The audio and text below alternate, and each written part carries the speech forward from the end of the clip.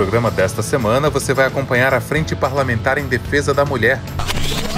Vai ver as ações da Comissão de Educação e Cultura da Alesp. E vai conhecer de perto o Museu do Relógio. Confira! Na quarta-feira, dia 11 de setembro, aqui na Assembleia Legislativa do Estado, foi lançada a Frente Parlamentar em Defesa da Mulher. Entre as convidadas e participantes dessa frente está a deputada estadual professora Bebel, e o Educação na TV veio conferir. A frente suprapartidária, coordenada pela deputada Beth Saão, deve ser acompanhada de perto pela APUESP, categoria que tem 84% de mulheres na sua base. Olha, é uma frente que eu penso que deve reunir, acho que forças mesmo, e acho que, na verdade, fortalecer já os mecanismos que existem, né, de contenção da violência na mulher. Por exemplo, a questão referente à lei da Maria da Penha, né? Eu acho que ela é muito pouco utilizada. Com 13 anos ainda a gente vê o alto índice, né, de a violência sobre a mulher. Uma outra questão também que eu acredito ela seja muito importante é a questão da violência da mulher e o feminicídio. Também tem que ser usado, que é uma lei tratada como crime hediondo, né? Isso está tipificado até desde 2015 pela ex-presidenta Dilma Rousseff. Antes dela sair, ela deixou essa tipificação.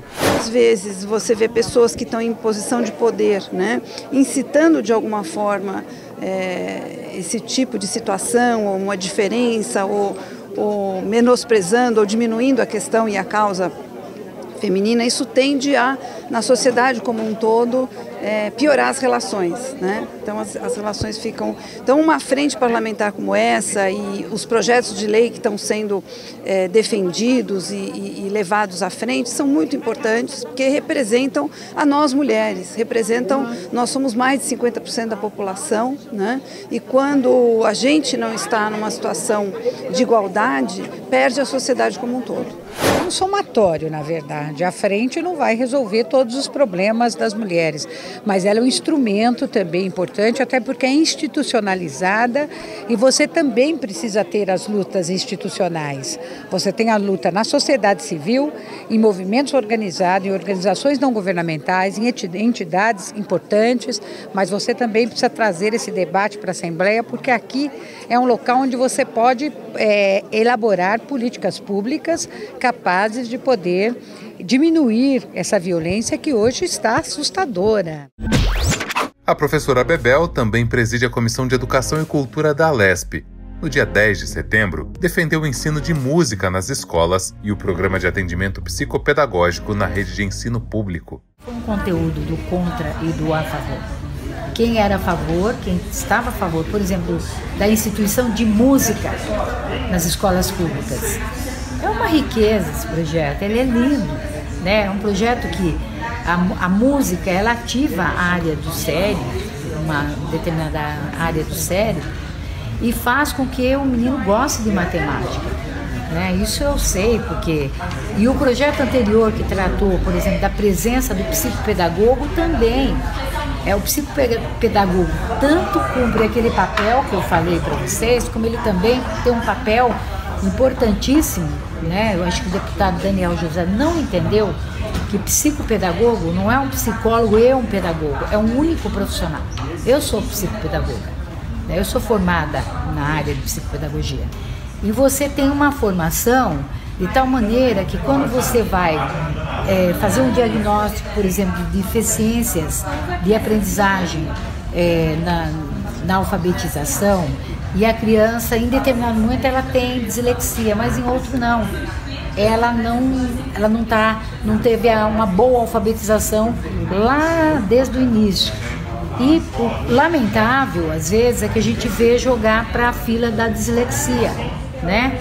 E também se constata que um aluno, um estudante, aliás, tem dislexia, é um caso que tem que ser bem acompanhado. Por isso a figura, a pessoa do psicopedagogo é muito importante nas escolas públicas estaduais.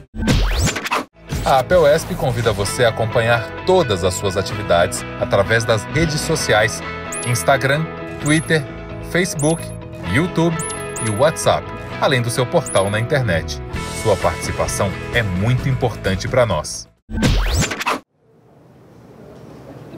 Olhar as horas pode ser um ato corriqueiro e você provavelmente nunca parou para pensar que o relógio é uma das invenções mais antigas da humanidade. E o Educação na TV veio até o Museu do Relógio para contar um pouquinho da história da humanidade e desses medidores de tempo.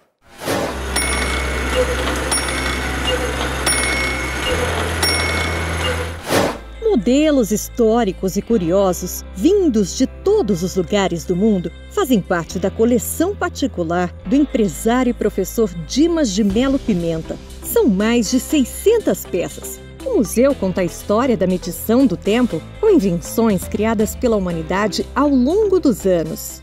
Os primeiros relógios são relógios solares, que eles contam a graduação do tempo a partir do nascer ao pôr do sol. Depois vem o relógio à água, que é como se fosse um jarro, um vaso d'água que vai contando as gotas d'água conforme elas vão escorrendo para contar a passagem do tempo. Depois do surgimento das ampulhetas, que foram fundamentais na navegação dos barcos, elas foram muito importantes na navegação dos barcos. Eu acho que um ponto, por exemplo, entre muitos que podia ser chamado a atenção, é a importância dos instrumentos de medida para a evolução da ciência e a inter-relação muito precisa que eles têm com o conhecimento. Um exemplo típico, acho que pode ser a passagem, por exemplo, da ampulheta para o relógio de pêndulo. Foi preciso Galileu perceber que o movimento do pêndulo, a oscilação do pêndulo, tem sempre o mesmo período, não depende da amplitude, ou seja, se eu solto o pêndulo mais alto, ele vai oscilar no mesmo tempo, ele vai andar mais rápido, mas vai gastar o mesmo tempo para ir e vir. A partir dessa constatação, foi possível passar de um instrumento bem menos preciso, que era a ampulheta, para isso. Mas mesmo a ampulheta tinha uma observação científica, de que se o furo era constante, havia uma queda constante de matéria, de areia, ou o que quer que fosse. A areia já é um pouco mais precisa que a água, que é uma outra coisa usada no instrumento anterior. E aí você pode falar várias coisas, como por exemplo, essa evolução não parou.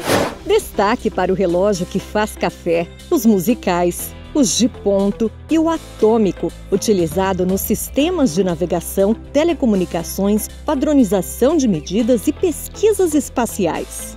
Por volta de 1956-57, surge o relógio atômico. O que é um relógio atômico? Ele não é radioativo.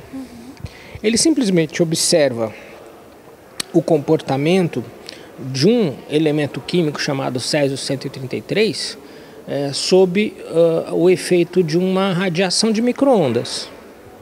E como ele vibra a uma frequência que eu não vou saber falar de cor, é de 9 bilhões, 190 e poucos milhões, assim por diante. E essa grandeza física é a mais bem elaborada até hoje.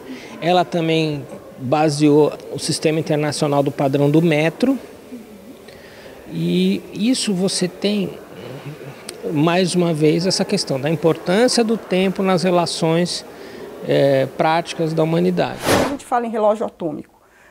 Só para dar um exemplo, o GPS, que é um aparelho que a gente tem no celular, mede o tempo de uma forma tão precisa, para que ele possa dar uma precisão da localização, que são usados nos cálculos e na metodologia que está embutida lá no celular, as duas teorias da relatividade de Einstein. Isso não seria possível sem a invenção do relógio atômico, por exemplo, e de outras formas de medir o tempo mais preciso. Essa viagem no tempo promete agradar todos os públicos, do aficionado por relojaria aos admiradores de museus, do público acadêmico de diversos setores, às crianças e jovens estudantes. É um poço de conhecimento sem fim, você pode usar o relógio para tudo.